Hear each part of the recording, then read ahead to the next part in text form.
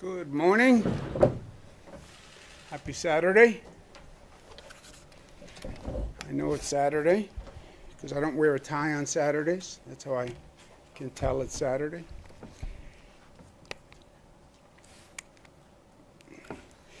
People ask me often, what do you think about our situation?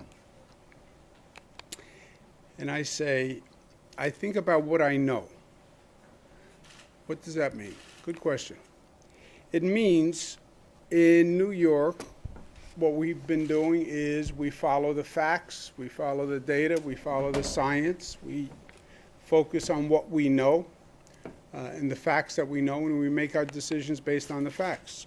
So every morning we look at the facts. Facts today are that the hospitalization rate dropped once again, which is very good news. The total hospitalization rate has dropped. The intubation rate has dropped. The number of new cases per day has dropped. It's down to 572, and those are new cases, people who walk in the door of a hospital or people who are in a hospital and test positive, but that's down to 572. You see, it hasn't been that level since we started back March 20, March 21. So that is welcome news. This is not welcome news, and this has been heartbreaking every day. 226 deaths, 226 families, and you see how that number has been infuriatingly constant. 226 is where we were 5 days ago.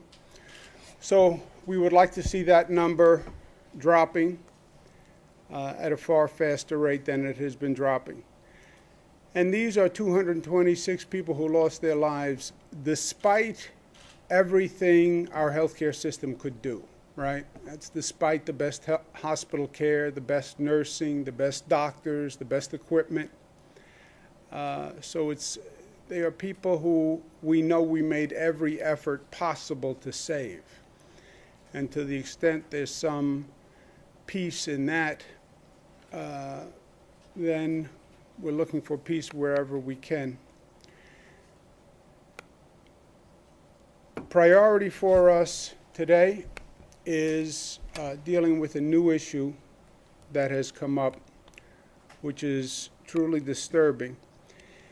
And that is the issue on how the COVID virus may affect young people, very young people, infants, children in elementary school. We had thought initially, and again, so many of what the initial information we had turned out not to be correct or turned out to be modified, but we were laboring under the impression that young people were not affected by COVID-19. And that was actually good news, right? The vulnerable populations were older people, people with comorbidities.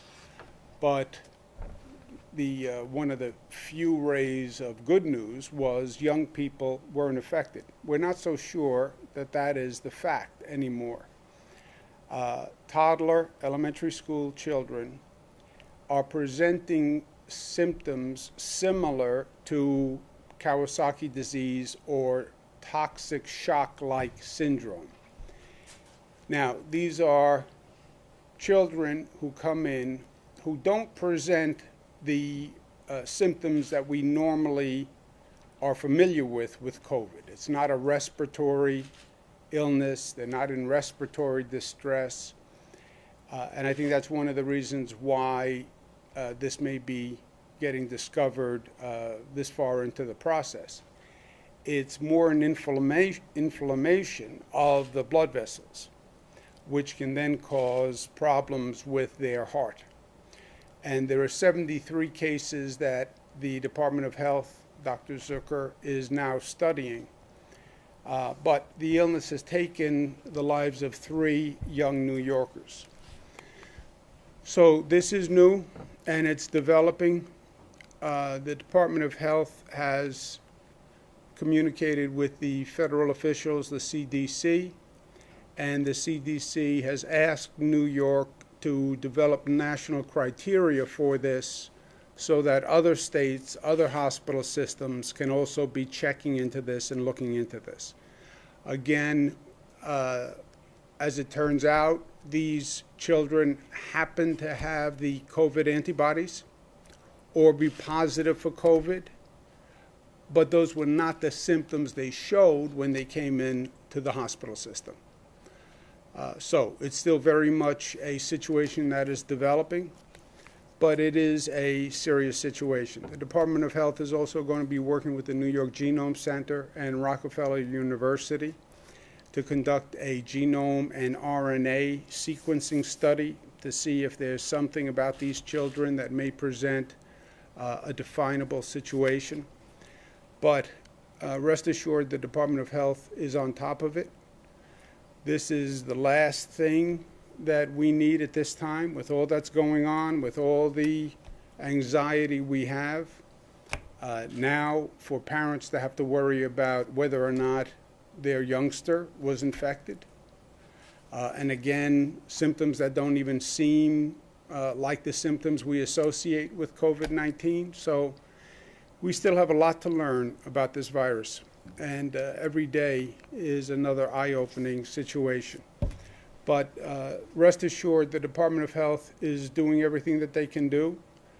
I think it's fair to say that the New York State Department of Health is the first one that has been on this situation. And again, working with the CDC, and whatever we find out, we'll not only share with the public, but we'll also share with other states and other hospital systems. Because it is very possible that this has been going on for several weeks, and it hasn't been diagnosed as related to COVID. So again, we'll keep you updated. I know many people are concerned about that, as they should be. A priority that we've been working on throughout has been protecting our frontline workers. We're very aware of the sacrifices that our frontline workers are making, so many of us can stay home and stay safe. And we want to make sure we're doing everything we can to protect our frontline workers. We've been working with the healthcare workers, police officers, firefighters, EMT, and our transit workers.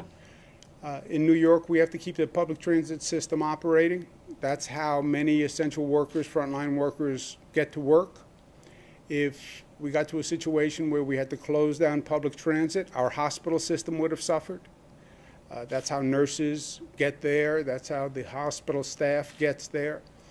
But our transit workers had to operate that transit system right in the midst of this COVID virus, and it never stopped. Bus operators, train operators, the station cleaners. So while everyone was trying to get home, trying to stay safe, they were showing up for work every day to make sure that the people who did need to go to work could get to work.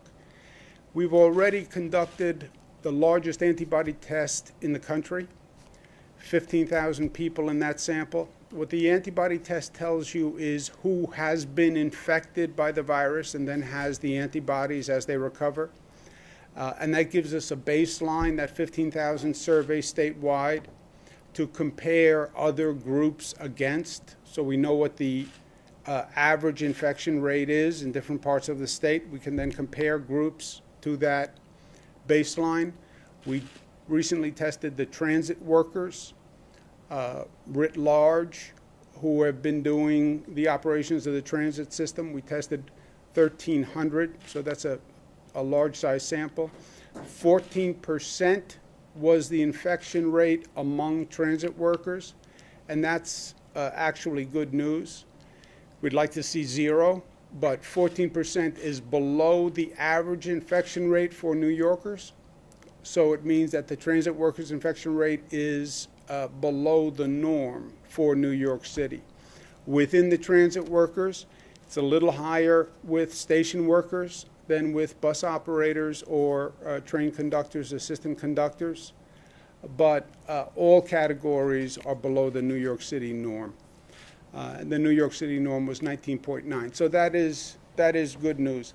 And that also affirms the news we've heard on the other essential workers, frontline workers, our healthcare workers, nurses, doctors. We were afraid that because they were literally in the emergency rooms, they'd have a higher infection rate. But turns out that's not true. 12% was the infection rate among those workers. It shows that the PPE works when we talk about masks and gloves, etc. It's not that nurses and doctors in those emergency rooms have fancier equipment, a more sophisticated equipment. This is the same type of mask that they wear, so it works. New York Police Department had an infection rate of 10%. Fire Department and EMT had an infection rate of 17%, which is the highest of all those groups. We think it's higher because of the EMT workers, but again, all below the New York City rate of 19.9. Another issue that we've been aware of and we're working on is the fact that poor and minority communities are suffering most. The numbers in this state are not nearly as bad as the disparity in many other states, but any disparity is bad, and that's what we have been focusing on here. We did surveys and data that show if you look at the 21 zip codes with the highest number of hospitalizations for COVID, 20 of those 21 have greater than average African American or Latino populations. 20 of 21 of those zip codes. So there's no doubt that it is a problem. And we've mapped this and you can see exactly where people are coming from as they're walking into hospitals. Part of the new system that we've implemented through this is hospitals report nightly how many cases they have, where they come from, and we can now literally map the number of people and where they're coming from throughout the state. And then when you look into that information, especially in Brooklyn and the Bronx, it's clear that the communities are heavier minority population and heavier low-income population. And when you compare that with the overall city rate, it makes the same point. That hospitalization rate, infection rate among the minority community, among lower-income communities, is higher than the average. Unfortunately, in a cruel irony, this is often the case. When you look at disasters, emergencies, I don't care if they're hurricanes, floods, whatever they are, cruel irony is the poorest people pay the highest price. I've seen this across the country when I was at HUD. You're there to take care of a flood or a storm. It's the poorer communities that get wiped out first, right? It's the lowland. It's the land that tends to flood, that has the lower value, and that's where the lower income community tends to locate. So we understand why, we understand the health disparities, we understand comorbidities, but we also understand it's just not right. It is just not right. And we have to address it. We saw the same thing in Hurricane Katrina. Those people who were on rooftops were not the wealthy white part of the community. They were predominantly minority. They were predominantly low income. Those rooftops very often were public housing.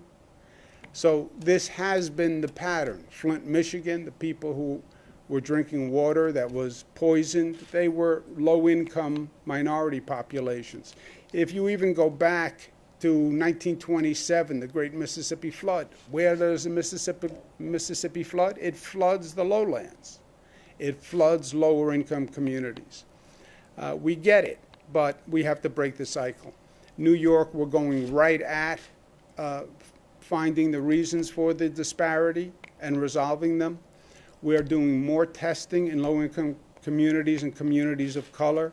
We're doing testing in public housing aggressively, excuse me, partnering with Ready Responders, which is a group which is doing great work. We've delivered PPE equipment, masks, over 1 million, hand sanitizer, et cetera, to public housing. And today we're launching a new initiative, again, to address exactly this, which is to expand access to testing in low-income communities and communities of color. We're partnering with Northwell Health, which is the largest health system in New York, and they're going to set up 22 additional testing sites at churches in predominantly minority communities. This is a different kind of partnership. It's creative, but it's necessary. We're working with both churches individually and association of churches and Northwell. Northwell will provide the testing in churches in lower income communities and communities of color. The churches will help us outreach to the community to get people to come in and explain why it's important that people come in and get tested. And Northwell will do the testing. We have 24 sites in the New York City area. Some will be opening the week of May 12th. Some will be opening the second week of May 19th. But you see the coverage when we add the network of churches is very broad, again, focused on these communities that we want to reach out to. These 24 new sites will be working with the current network of sites, and we've already located many testing sites in minority communities and low-income communities. But when you put the church-based sites together with the drive-through sites, together with the walk-in testing sites, and our sites at public housing, the coverage will be extensive. So the sites will be there. We now need New Yorkers to go get the tests. And I know, I do this with people all day long. I feel fine, I feel fine. You can feel fine and test positive for COVID. You can. You can be asymptomatic and still have the COVID virus. Well, if I feel fine, what's the difference? Because you can give it to someone else who will not feel fine. And you can give it to a person who's more in a vulnerable community group, older person, person with an underlying illness, and they could be in serious trouble. So you want to know if you have it, not just for yourself, but so you don't communicate it to anyone else. I want to thank our partners who are been working on this. It's exactly what we want to do all through this situation. We said we don't want to just deal with this virus. We don't want to just replace what was there. We actually want to make sure that we build back better than before. I understand that this inequity, this disparity exists. I understand it's existed for decades. I understand it exists all across the country, but not New York. Not New York. It shouldn't be here.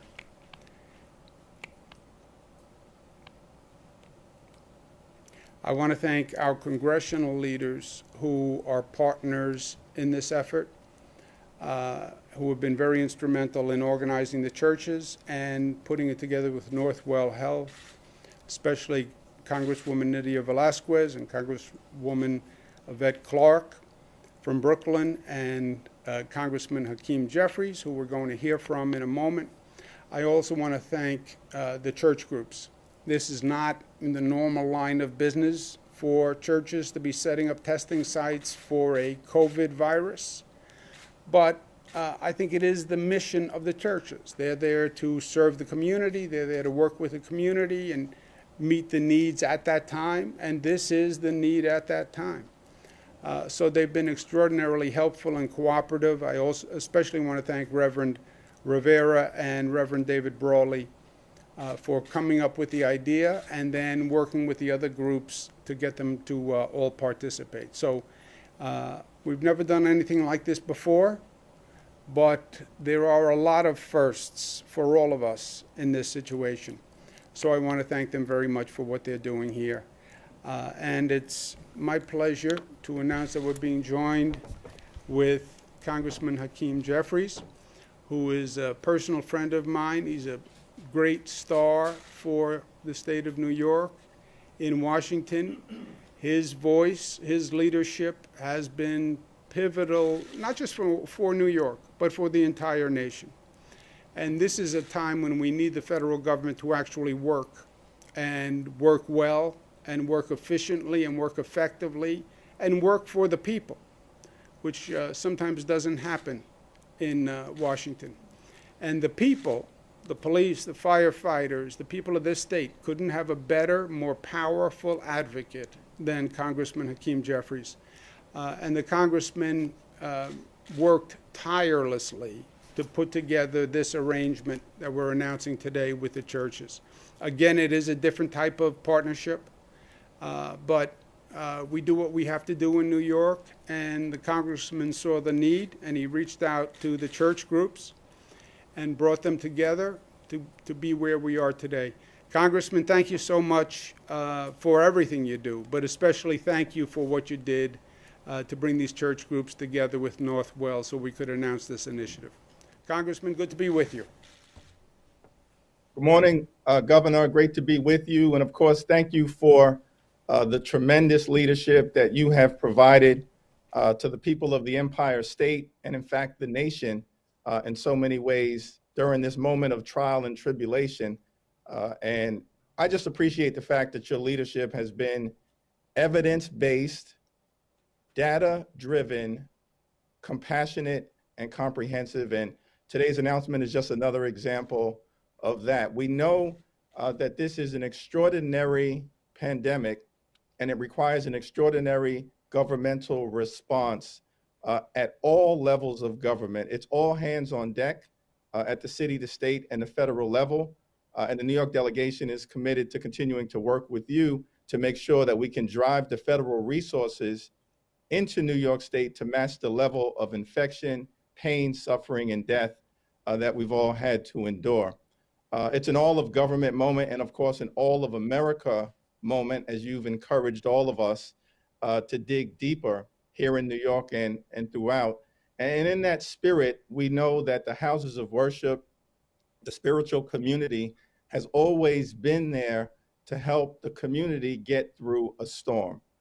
These churches have been there through the crack cocaine epidemic to welcome people in while others were rejecting them. Our churches have been there, for instance, to address the high rates of gun violence in our community through gun buyback programs, taking thousands of guns off the streets in their congregation buildings. And we also know that these houses of worship, our churches, our spiritual leaders have been there to partner with the state and with law enforcement organizations like the Brooklyn District Attorney's Office through Begin Again initiatives to address old warrants and summons and citations that can impact the ability of people from communities of color to be able to get all of the opportunities to benefit from our full economy. And so now at this moment, thanks to their continued engagement and your leadership and willingness to partner, we can address this COVID-19 pandemic with these houses of worship and religious leaders who have the credibility, the authenticity, and the capacity to reach those in the community who need to be tested. Because at the end of the day, this is not over for any of us until it's over for all of us. And as you've indicated, we know that communities of color have been hit particularly hard. We are disproportionately overrepresented amongst our essential frontline workers, live in dense environments, and have historically been under-resourced throughout the nation. And so this testing initiative will be incredibly essential into ensuring that we can turn the corner in communities of color, such as those that I represent, as well as those represented, of course, by great members of the delegation like Nydia Velasquez, Yvette Clark, Greg Meeks, Adriano Espaillat, and so many others. So thank you, Governor, for your partnership. I thank EBC and the other church coalitions for their initiative and willingness to do what is necessary for us to confront this storm. The scripture says, weeping may endure during the long night, but joy will come in the morning. And I'm thankful for your leadership, Governor Cuomo, thankful for the partnership with our houses of worship, and we're all going to be there with the community until it's morning time in the United States of America once again. Beautiful. Thank you so much, Congressman. So well said. Some people say, well, churches are closed. No, churches are open. Churches never close. And they're doing their work and they're performing their mission. And Congressman, big week for you. What you're doing in Washington is so important to all of us. This legislation that may be passed by Washington, getting this country the aid they need, getting this state the aid we need. Past legislation did great for small businesses, et cetera, but I know your priority now is to bring funding for working New Yorkers, working Americans, the police, the firefighters, the health care that have gotten us through this, making sure the state governments can function so we can do the reopening. And we could not have a better voice, we couldn't have a stronger voice, a more capable voice than yours and our delegation fighting for us and for the nation. You make the case for New York, you're making the case for America, because we are just a microcosm New York. We did get hardest hit in the number of cases, but you address the need here, you address the need in America, and we know you can do it. God bless you. Thank you very much for being with us. Thank you, Congressman Jeffries. Thank you, God. God bless you. Thanks. That's our congressional delegation, representing all New Yorkers who are tough, smart, united, disciplined, and loving.